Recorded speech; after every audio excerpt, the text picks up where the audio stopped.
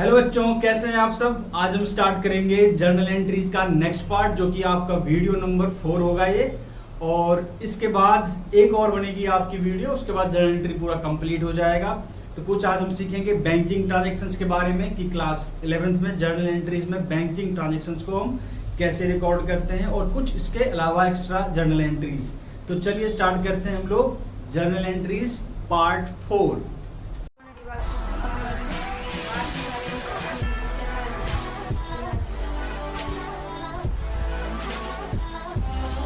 कर लीजिए, आपको याद रखना है एसेट्स, एक्सपेंस,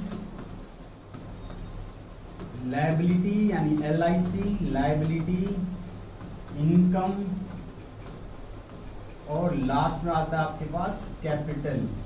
अगर ये इंक्रीज करेंगे और डिक्रीज करेंगे, assets increase debit, expense debit, liability credit, income credit और कैपिटल क्रेडिट, और ये जब डिक्रीज करेंगे तो उल्टा हो जाता है। तो ये आपको ध्यान रखना है हर बार जब आप जर्नल एंट्रीज कर रहे हैं। बहुत ही इंपॉर्टेंट चीज है ये, पहले तो ये पता होना जरूरी है। उसके बाद आते हैं हम बैंकिंग ट्रांजैक्शंस पे। सबसे पहला कहता है cash deposited for opening account. Opening account और करंट अकाउंट मतलब आप बिजनेस स्टार्ट कर लिया, बिजनेस के नाम से एक अकाउंट ओपन करना है बैंक में। तो उसके लिए जब ओपन करोगे तो कैसे ओपन होगा, आप कैश लेके घर से जाओगे और कैश बैंक को दोगे, तो आपका जो बैंक का बैलेंस है वो बढ़ेगा और कैश का बैलेंस है वो घट जाएगा। तो जब इंक्रीज इन एसेट होता है, यानी दो चीजें आ गई, एक हमारे पास बैंक आ गया, एक हमारे पास कैश आ गया।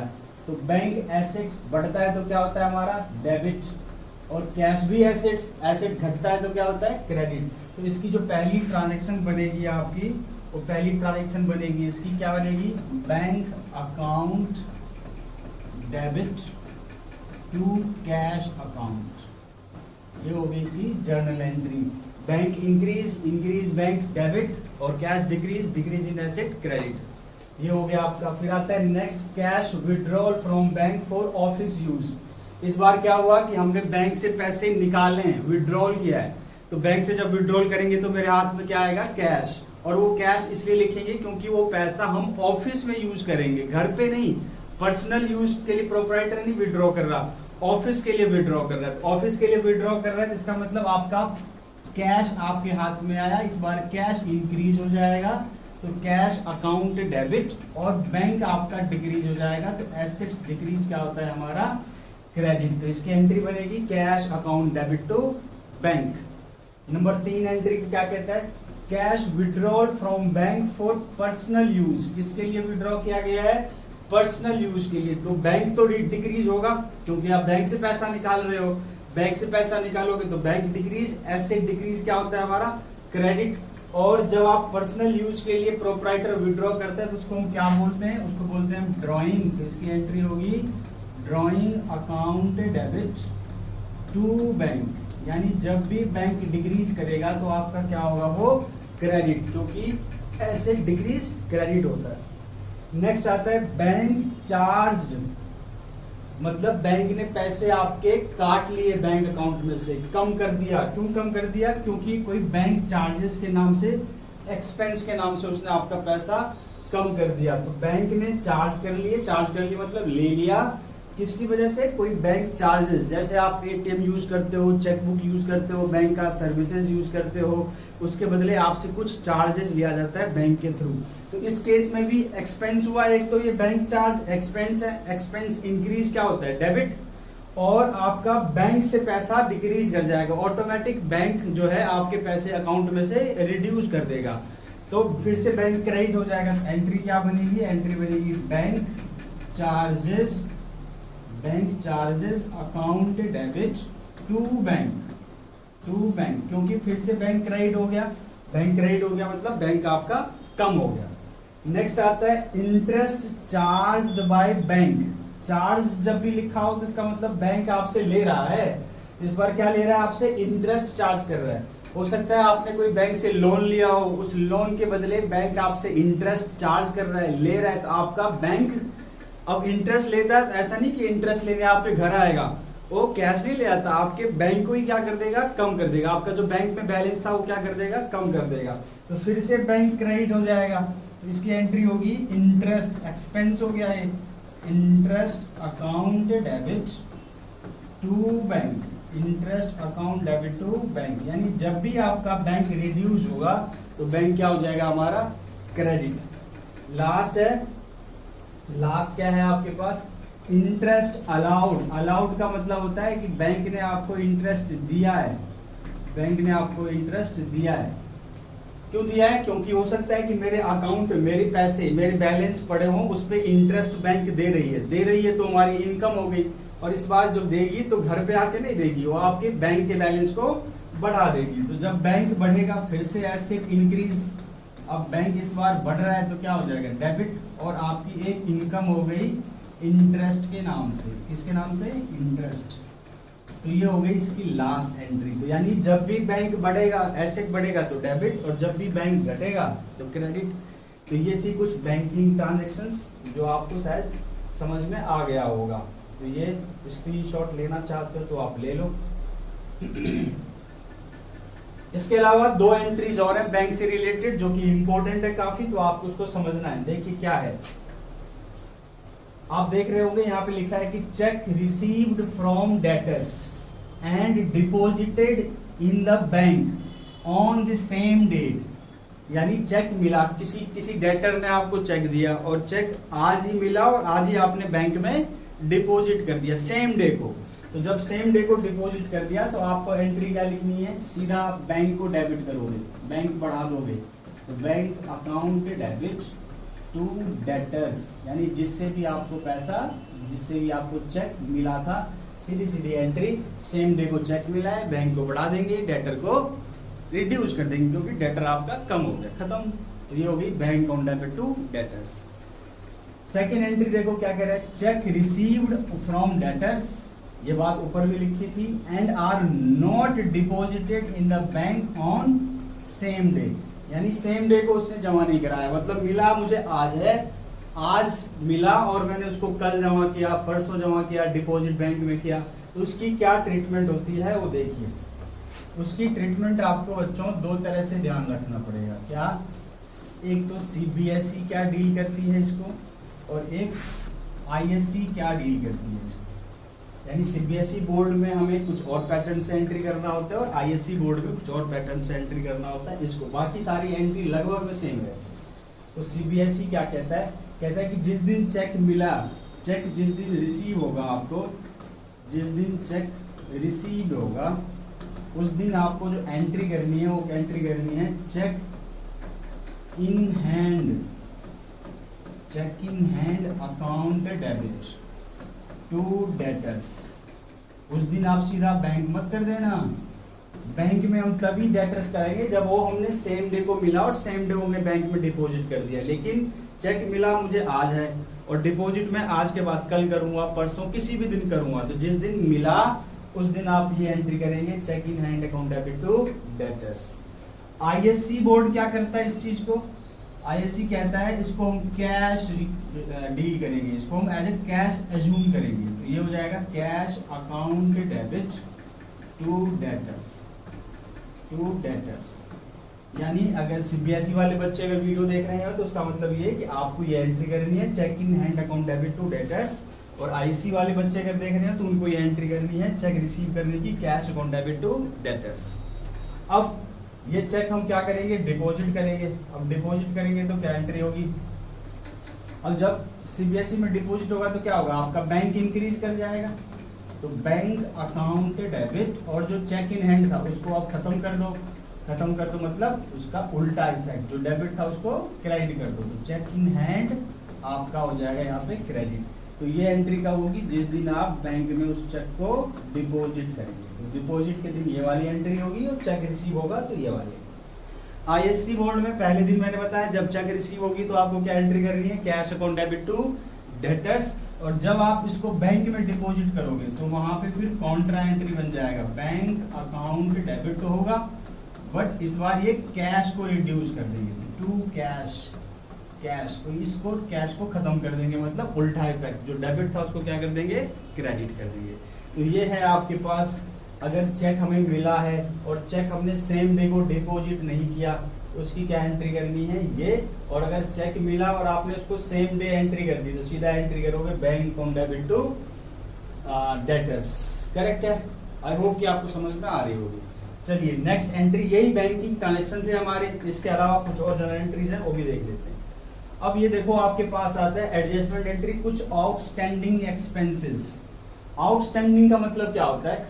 ऐसा खर्चा जो इनकर हो गया, अकर हो गया लेकिन अभी पेमेंट नहीं हुआ है, तो expenses are accrued but not paid, तो नहीं है, तो इसका मतलब आपके लिए क्या बन गई है आउटस्टैंडिंग एक्सपेंसेस? लायबिलिटी। क्या बन गई? ये लायबिलिटी बन गई। और लायबिलिटी का नेचर कैसा होता है? तो सर लायबिलिटी का नेचर होता है क्रेडिट होता है। तो अब डेबिट क्या होगा? एक चीज समझो, मैं आपको समझाने की कोशिश करता हूँ। से कि किसी कंपनी का रेंट था 1000 रुपए पर मंथ। कितने का रेंट था? 1000 रुपए पर मंथ। अब कंपनी क्या करेगी? पूरे साल में कितने महीने होते हैं? टोटल हमारे 12, 1 2 3 4 5 6 7 8 9 10 11 और 12। ये आपका ईयर जो स्टार्ट होता है 1 अप्रैल से और एंड होगा आपका 31 मार्च। फाइनेंशियल ईयर ले लेते।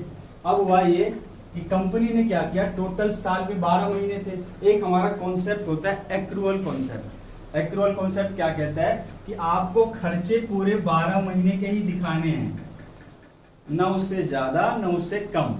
आपने पे किया है तो ठीक, नहीं पे किया है तो भी एक्सपेंस इसी साल आपको रिकॉर्ड करना है। करेक्ट है मेरी बात? तो हुआ ये कि इस क्वेश्चन में मैं मार्च महीने का जो रेंट था 1000 रुपए का, वो मान लेते हैं कि उसने अभी नहीं दिया 1000, तो उसका मतलब कितने महीने का रेंट अभी पे कर चुके होंगे हम? 11 महीने का। तो उसका मतलब 11 इंटू में 1000, टोटल आप अभी 11,000 रुपीज एज रेंट पे कर चुके होंगे। और जब रेंट पे कर चुके होंगे तो इसकी एंट्री क्या हुई होगी? इसकी एंट्री होगी rent account debit to cash. कितना अमाउंट हुआ होगा ये? 11,000 रुपए और 11,000 रुपए। लेकिन खर्चा तो पूरे 12 महीने का रिकॉर्ड करना है। आपने पे कितना किया है अभी तक? 11 महीने का। आपको 1 महीने का खर्चा इसी साल रिकॉर्ड करना है या अगले साल? इसी साल, क्योंकि खर्चा अगर इस साल का है तो रिकॉर्ड भी इसी साल होगा। बट आप देखो एक्सपेंस कितने से डेबिट है अभी? 11 से। इसको कितने पे लेके आना है? इसको लेके आना है 12 पे। तो 12 पे लाने के लिए मुझे 1000 और बढ़ाना है या घटाना है? 1000 से मुझे और इसको डेबिट करना पड़ेगा। डेबिट करना पड़ेगा तो क्या एंट्री होगी? रेंट अकाउंट डेबिट टू, इस बार आपने कैश तो दिया ही नहीं है, आपकी लायबिलिटी बन गई है। और लायबिलिटी के लिए क्या वर्ड यूज करेंगे हम? आउटस्टैंडिंग। तो यहाँ पे आएगा आउटस्टैंडिंग रेंट अकाउंट। तो अब देखो फिर से ये 1000 से एंट्री हो जाएगी, 1000 से ये वाली एंट्री हो जाएगी। तो ये है आपकी आउटस्टैंडिंग एक्सपेंस की एंट्री। ये अब देखो कुल मिला के आपके पास रेंट जो है कितने पे रिकॉर्ड हो गया? कितने पे रिकॉर्ड? 11,000 यहाँ पे और 1000 यहाँ पे। इसका मतलब टोटल जो रिकॉर्ड करना था मुझे 12,000 पे, वो हम 12,000 पे ले आए। बट इसके लिए हमें रेंट को 1000 से और डेबिट। तो जब भी आप कोई एक्सपेंस की एंट्री करेंगे तो उसकी एंट्री क्या होगी आउटस्टैंडिंग की? जो भी एक्सपेंस होगा उसको बढ़ाना पड़ेगा आपको, जितना भी आपने पे नहीं किया है टू उतने से आपकी लायबिलिटी भी बन जाएगी। तो ये एंट्री हो जाएगी हमारी expense account debit to outstanding expense. चाहे इसमें आपके पास रेंट रहे, चाहे इसमें आपके पास कोई सैलरी रहे, कोई भी खर्चा हो, expense account debit to outstanding expense. I hope कि आपको बात समझ में आ गई हो। डन। चलिए जी नेक्स्ट आता है हमारे पास प्रीपेड एक्सपेंसेस। इसको भी समझने के लिए आपको मैं लाइन ग्राफ बनाता हूँ। 1 2 3 4 5 6 7 8 9 10 11 12। अब यह ये कि इस बार भी मैं वही एक्सपेंस ले लेता हूँ, rent per month 1000 rupees per month. अब हुआ ये कि आपको फिर से रेंट इस साल का कितना रिकॉर्ड करना है? 12 मंथ का रिकॉर्ड करना है, न उससे ज्यादा न उससे कम। ऐसा करने के लिए कौन कहता है? ऐसा करने के लिए एक्रूअल कॉन्सेप्ट कहता है कि जितना भी खर्चा इस साल का है वो इसी साल रिकॉर्ड होना चाहिए, ना उससे फालतू ना उससे कम। बट हुआ ये कि इस साल कंपनी ने क्या किया, नेक्स्ट ईयर का 1 महीने का रेंट और पे कर दिया उसने एडवांस में इसी साल। नेक्स्ट ईयर के 1 महीने यानी अप्रैल, नेक्स्ट ईयर का फर्स्ट मंथ का रेंट उसने इसी साल पे कर दिया। तो कुल मिला के कितने महीने के रेंट पे हो गए, 13 मंथ के रेंट पे हो गए। 12 का तो दे ही दिया, प्लस 1 मंथ नेक्स्ट ईयर का भी दे दिया, तो इनटू में 1000, यानी कंपनी ने कितना रेंट पे कर दिया होगा इस बार, 13,000 रेंट पे कर दिया होगा। अच्छा, आप जब इसकी एंट्री करोगे पे करने की तो क्या करते हो आप, इसकी एंट्री करते हो rent account debit to cash, rent account debit to cash. कितना कर दिया आपने, 13,000। लेकिन अभी मैंने समझाया था कि आपको रेंट रिकॉर्ड कितने करना है, 12 महीने का ही, क्योंकि इसी साल को रिकॉर्ड करना है। अगले साल जो पे कर दिया है उसको हटाना पड़ेगा। तो अब रेंट डेबिट कितने से है मेरा, 13 से। कम करना है 1000 से या ज्यादा करना है, कम करना है, तो रेंट को क्या करना पड़ेगा इस बार, टू रेंट एक्सपेंस को डिक्रीज करना है, कितने से, 1000 से। अब जो आपने एक्स्ट्रा पे कर रखा है, एक्स्ट्रा जो पे कर दिया उसको आप क्या बोलोगे, उसको बोलोगे प्रीपेड रेंट। ये आप एसेट रिकॉर्ड कर लोगे, इसको क्या रिकॉर्ड कर लोगे, एसेट, कि ये खर्चा अगले साल जो है मुझे उतने कम देना पड़ेगा, क्योंकि मैं ऑलरेडी इतना 1000 दे चुका हूं। तो जब भी एक्सपेंस एडवांस में आप पे कर देते हो तो आपका क्या बन जाता है, वो एसेट बन जाता है। क्या बन जाता है, एसेट्स। तो ये एंट्री होगी आपकी प्रीपेड एक्सपेंस की, prepaid rent account debit to rent, या कुछ भी expense, prepaid salary, prepaid wages, prepaid insurance account debit to insurance, prepaid salary account debit to salary, prepaid wages account debit to wages. तो ये हो गई आपकी prepaid की एक्सपेंसेस। करेक्ट है, समझ में आ गई बात। नेक्स्ट एंट्री पे चलते हैं। कहता है एक्रूड इनकम और income earn but not received. अब हुआ ये कि इनकम तो आपने कमा लिया, कोई इनकम आपकी मिल गई, जनरेट हो गई, मिली नहीं है, जनरेट हो गई, कमा लिया पर मिला नहीं है। अब मिला नहीं है, अभी मैंने एक्रूअल कॉन्सेप्ट कराया था। एक्रूअल कॉन्सेप्ट क्या कहता है कि अगर इस साल इनकम आपने कमाया है, अर्न किया है, तो आपको इसी साल उस इनकम को रिकॉर्ड करना है, चाहे आपको इनकम मिली है कैश में या अभी नहीं मिली। करेक्ट है मेरी बात, एक्रूअल कॉन्सेप्ट कहता है। तो ये कहता है एक्रूड इनकम, मतलब हमने कमा लिया पर अभी मिला नहीं है, तो मिलेगा, तो इनकम भी बढ़ेगी और हमारा एक एसेट भी बढ़ेगा एक्रूअल इनकम के नाम से। क्योंकि अगर इनकम मिल जाता तो क्या एंट्री करते, cash account debit to income. अब अगर इनकम रिसीव हो जाता तो आप क्या करते, कैश अकाउंट डेबिट, एसेट बढ़ता और इनकम बढ़ती, तो एंट्री होती cash account debit to income account. कोई भी इनकम हो, कमीशन हो, इंटरेस्ट हो, डिस्काउंट हो। अब ये आपको कैश मिला ही नहीं है बट इनकम तो बढ़ी है, क्योंकि इनकम तो आपकी इसी साल रिकॉर्ड होनी चाहिए, तो टू इनकम तो आएगा। इनकम को तो आप इंक्रीज करोगे इनकम अकाउंट को, लेकिन ऊपर कैश की जगह क्या लिखोगे आप, एक्रूड इनकम। एक्रूड इनकम, ये इनकम मिला नहीं है, ये एक तरीके से रिसीवेबल है, रिसीवेबल है मतलब मिलेगा।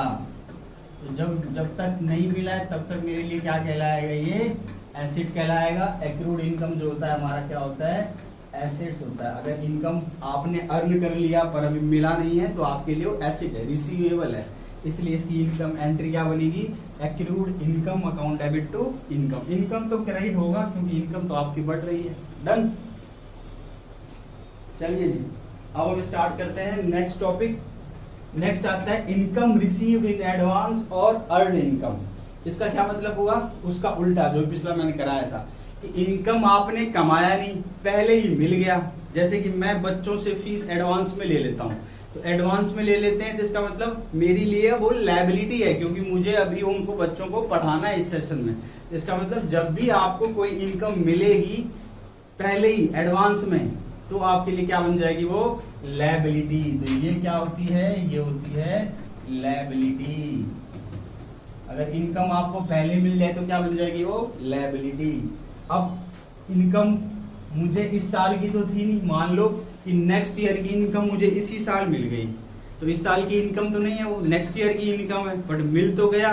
मुझे इस बार क्या करना पड़ेगा, अपने इनकम को कम करना पड़ेगा, हटाना पड़ेगा, जो मिला है उसको हटा दो। हटा दो तो क्या करोगे, इनकम को आप डेबिट करोगे, क्योंकि इनकम का नेचर क्रेडिट होता है कब, जब वो बढ़ रहा हो। तो डेबिट कब होता है, जब वो डिक्रीज हो रहा हो, कम हो रहा हो। तो income account debit to unearned income, जो आपने इनकम अभी कमाया ही नहीं है, यानी आपने लायबिलिटी बना ली, ये आपकी लायबिलिटी बढ़ गई, लायबिलिटी बढ़ गई, तो इसलिए वो क्या हो जाएगा, क्रेडिट। और ये इनकम आपको कम करना है, क्योंकि इनकम इस साल की है ही नहीं, पहले की बाद वाली इनकम पहले मिल गई, तो इनकम को कम करना है। इनकम को करना है तो क्या करना पड़ेगा मुझे, डेबिट। तो ये हो गई आपकी एंट्री, करेक्ट, इनकम की। नेक्स्ट आता है हमारे पास डेप्रीशिएशन। डेप्रीशिएशन क्या होता है, ये होता है हमारा एक्सपेंस, इसको हम एक्सपेंस बोलते हैं। कौन सा expense, non cash expense. Non cash expense का मतलब कि इस एक्सपेंस में कैश का फ्लो नहीं होगा, ना तो पैसा आ रहा हो, एक्सपेंस है तो पैसा जा बिल्कुल भी नहीं रहा होगा, पैसा पे करने की जरूरत नहीं है, करेक्ट है मेरी बात। तो डेप्रीशिएशन पहली बात लगता किस पे है, तो डेप्रीशिएशन जो है हमेशा आपके टेंजिबल एसेट्स पे, टेंजिबल फिक्स्ड एसेट्स जो भी होंगे उस पे डेप्रीशिएशन लगता है। डेप्रीशिएशन का मतलब कि जब भी आप इस तरह के एसेट्स को यूज करते हो तो passing of time, normal wear and tear से इसकी वैल्यू क्या हो जाती है, डिक्रीज होती रहती है। जैसे कोई कार खरीद के लाए 10 लाख रुपए की, एक साल बाद उसको 10 लाख में बेच पाओगे, अभी कोई एक्सीडेंट नहीं हुआ, कुछ नहीं हुआ, कार बिल्कुल सही है, पर फिर भी उसको यूज करने से उसकी वैल्यू क्या हो जाएगी, डिक्रीज कर जाएगी। ऐसे ही सब फिक्स्ड एसेट्स का एक्सेप्ट लैंड, एक्सेप्ट लैंड, जमीन पे जो है आपकी डेप्रिसिएशन नॉर्मल सिचुएशन में नहीं लगता, नॉर्मल सिचुएशन में उस पर डेप्रिसिएशन नहीं लगाते, तो इस पे लैंड पे आपका डेप्रिसिएशन नहीं चार्ज होगा। इसके अलावा जितने भी फिक्स्ड टेंजिबल एसेट्स हैं, प्लांट एंड मशीनरी, फर्नीचर, इन सब पे क्या लगता है, डेप्रिसिएशन।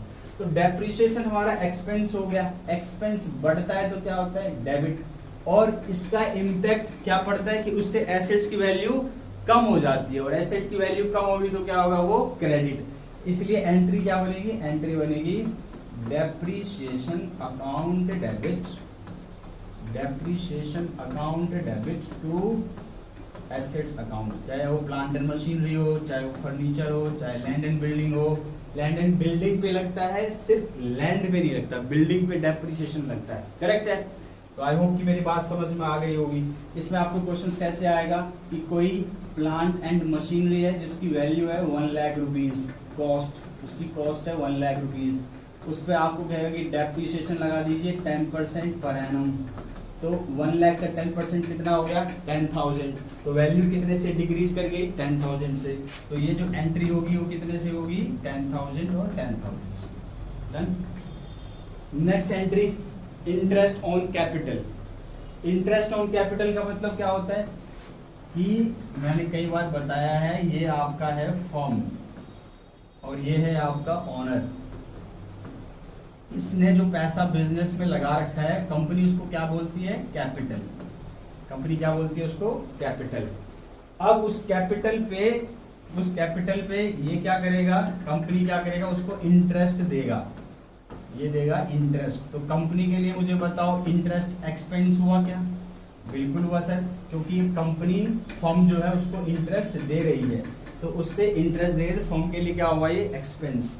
अगर ये एक्सपेंस है तो इसका नेचर कैसा होगा, डेबिट, इसका नेचर कैसा होगा, डेबिट होगा।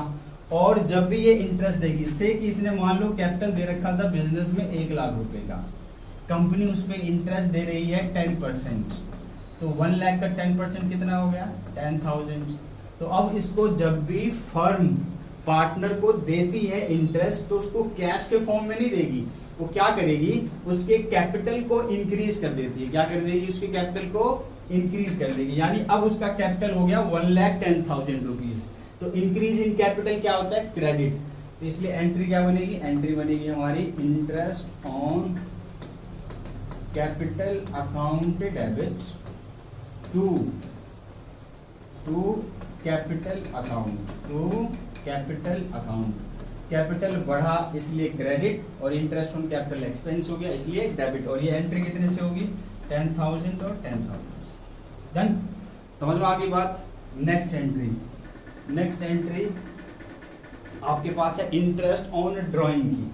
अब इंटरेस्ट ऑन ड्राइंग क्या होता है, वही फॉर्म है, ये प्रोप्राइटर हो गया, इसने इस बार पैसा विड्रॉ कर लिया फॉर्म से आउट ऑफ प्रॉफिट, तो ये क्या कहलाता है ड्राइंग, पर्सनल यूज के लिए पैसा कंपनी से विड्रॉ कर लिया ड्राइंग। इस बार ये इंटरेस्ट देगा फॉर्म को, इस बार इंटरेस्ट ये देगा फॉर्म को, से कि इसने 50,000 रुपीज ड्राइंग कर ली, उस पे 10% उसको इंटरेस्ट देना पड़ेगा, तो कितना देना पड़ेगा 5,000, यानी कुल मिला के उसकी ड्राइंग कितनी हो गई पता है 50,000 तो ड्राइंग का अमाउंट और 5,000 इंटरेस्ट का भी देना पड़ेगा, तो टोटल पैसे उसको 55,000 रुपीज देने पड़ेंगे। तो क्या समझ में आया कि इंटरेस्ट ऑन ड्राइंग जो होती है फर्म के लिए होती है इनकम, फर्म के लिए क्या होगी इनकम, क्योंकि इसको मिल रहा है प्रोप्राइटर से, ऑनर से, और इससे पैसा नहीं लेते, उसके ड्राइंग अमाउंट को बढ़ा देते हैं, तो इसलिए एंट्री क्या बनती है, इसकी एंट्री बनती है ड्राइंग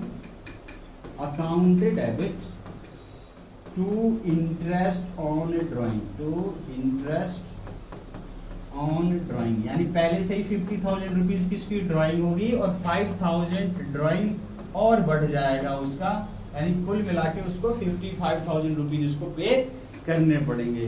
तो ये थे आपके आज कुछ जर्नल एंट्रीज। अब हमारी एक क्लास और रहेगी इसके बाद, अगर यहाँ तक आ गए हो, पसंद आई हो क्लास, तो आप इसको शेयर करिए अपने दोस्तों के साथ, चैनल को सब्सक्राइब भी करो। Done, thank you. एक वीडियो और बनाऊंगा मैं आपके लिए, उसके बाद हमारा जर्नल एंट्री जो है कंप्लीट हो जाएगा। Thank you.